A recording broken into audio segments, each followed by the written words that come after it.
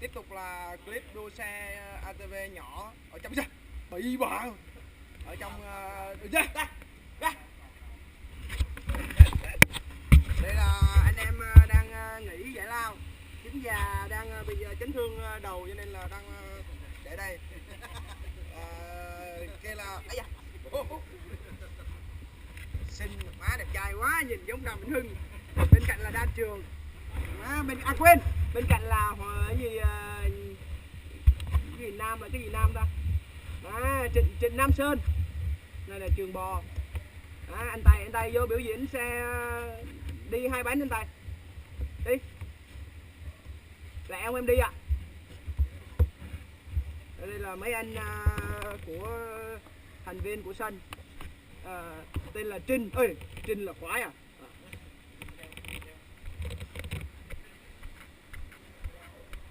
Giờ đang đi vô sân đua ATV nhỏ chạy ở trong nhà. Có cái nào mở chìa khóa sẵn không?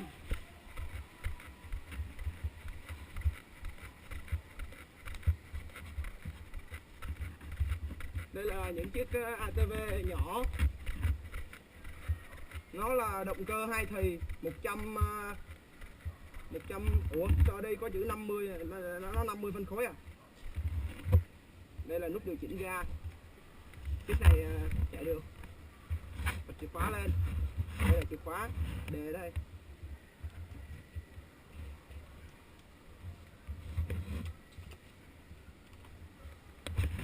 Sao không đề được anh trai? Hả? Quên.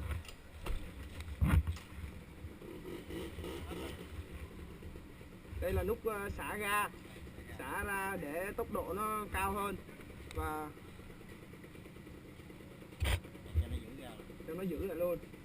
Rồi. Cái này là mình có thể đi được 2 bánh, ví dụ cái này đang đi 2 bánh. Đó, các bạn có thể biết được là đang đi 2 bánh. Này không có số ve nên phải ve bằng dinh.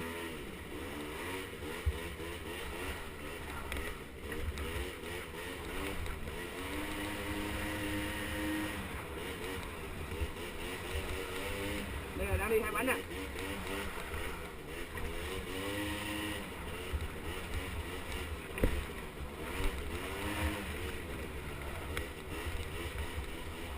Ôi!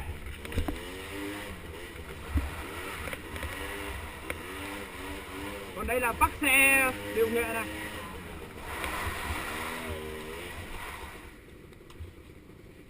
Quá đẹp. Xin cảm ơn các bạn đã chiêm ngưỡng.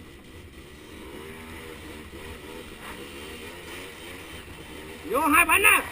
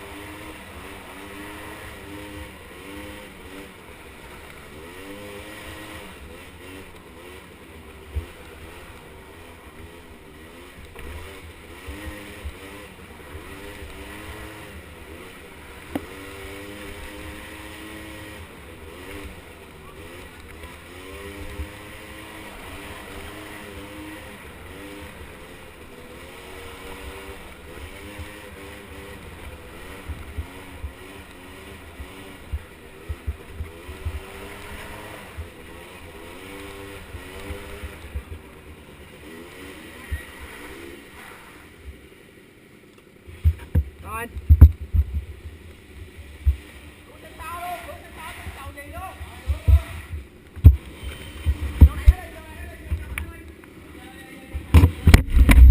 Anh Tài, biểu diễn 2 bánh nha anh Tài. Không cần đây thôi, khúc này thôi. Vô đi anh Tài.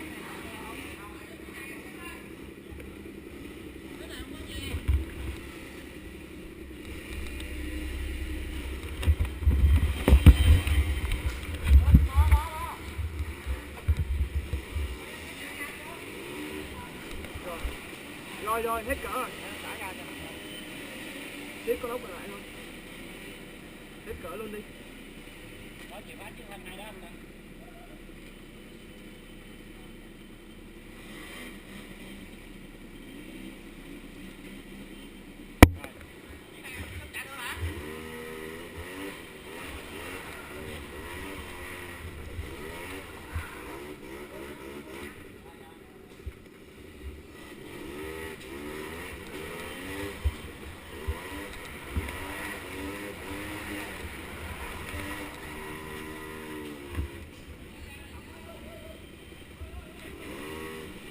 Tới đi anh Duy.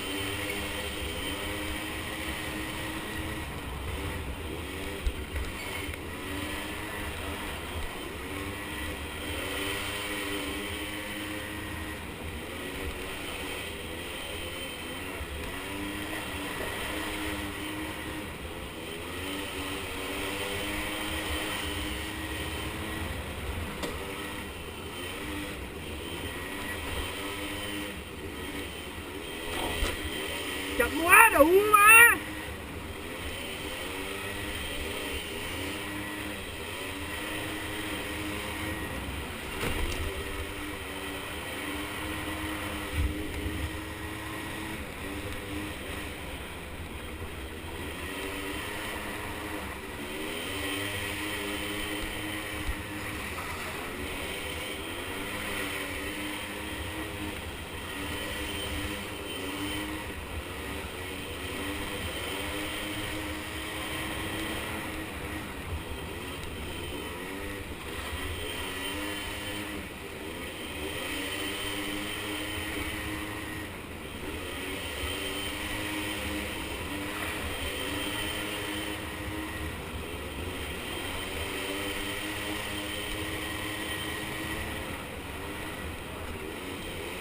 Ra.